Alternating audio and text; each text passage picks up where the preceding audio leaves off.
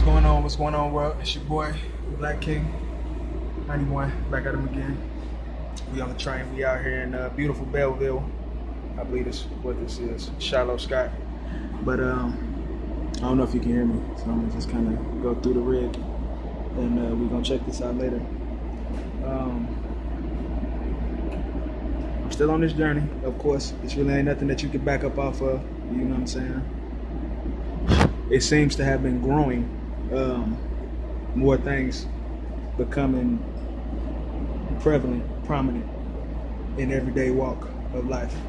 You know, what I noticed along this walk of ascension, you really want to control the way you think, because this is going to have a direct effect on your environment. When you get to a certain level, this is going to be affecting your environment. Little mental hang-ups I might have as a regular everyday human, that shit rubs off on everybody else. You know what I'm saying? So you really want to make a consistent, earnest effort to really be getting this bullshit up out of you, especially if you're looking to go to the next level, frequency-wise, dimensional-wise. We're going to use those terms. But I've really been kind of going through a lot, you know, kind of dealing with just kind of walking this walk, you know. It can be difficult. It can be difficult because I find myself at times, I walk into a room full of people, I get on, like for instance, like I'm on the train. I get on the train full of people. This motherfucker empty, like right now. But I get on the train full of people, and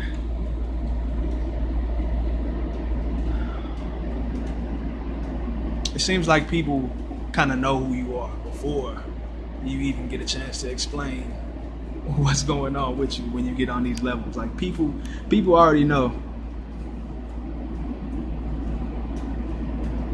Red line, westbound, land by the airport, staying clear, doors closed. But all they little bullshit mix in with my own, you know? So I find myself like telepathically telling them like, okay, like all this sadness, all this anger, all this sickness, this sick shit, you have to let it go, because I'm sitting here dealing with it with you. Like, I'm sitting here dealing with it with you. Like, and it can be hard. It can be hard. I say sometimes, if I knew what I was getting myself into, I probably would not have been so serious about this, you know. But I think that's all a part of the journey, a part of the test, a part of becoming your greatest version, if that's what it is that you want. That's all the ascension is going to do for you. It's going to give you what you want. That's why you really want to control the way you think and control what you attracting with your thoughts, what you're pulling towards yourself with your thoughts, because that shit will come to you. That shit will come to you. Probably quicker than what you think. You'll be sitting there not thinking shit, and all of a sudden, I had this thought a week ago. I want to fucking kill myself or something. You know what I'm saying? Like some crazy shit. You know what I'm saying? Like whatever it may be.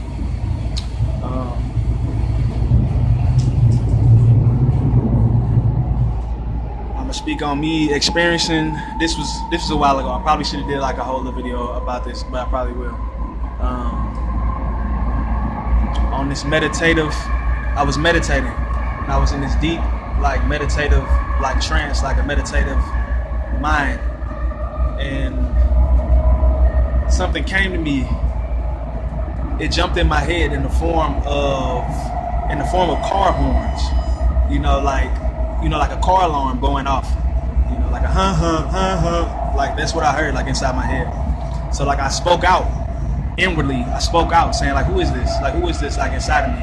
The horns stopped like immediately after I said this, and this being appeared to me. It had wings.